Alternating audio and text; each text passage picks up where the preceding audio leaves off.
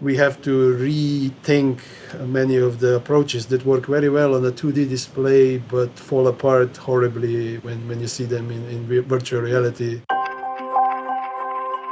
Some things are just purely bad, like motion blurs or various lens effects. Not all of them, but it varies again by effect.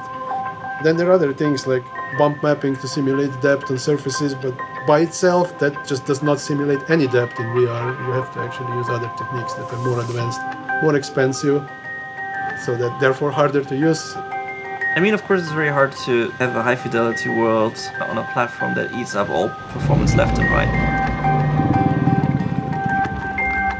The world is kind of noisy and filled with objects because while you move through it, you have a lot more reference points for your eye to scan for what has changed from picture to picture and then feel stable in the world.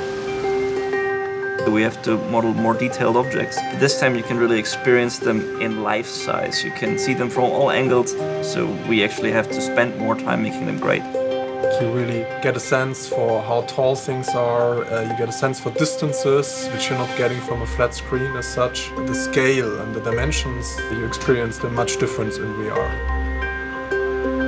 We have these great supporting vistas that makes you believe you are in a way bigger world than that area you are walking in. But things in that distance were of course designed and optimized for that exact distance. The details there are implied. And this implied detail is something very important for making the world believable. We have this hyper-detailed hand right in front of you with every individual stitch visible. And then there's a spaceship 20 kilometers away.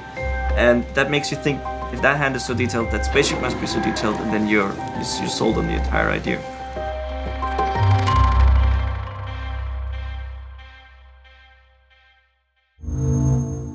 Achieved with CryEngine.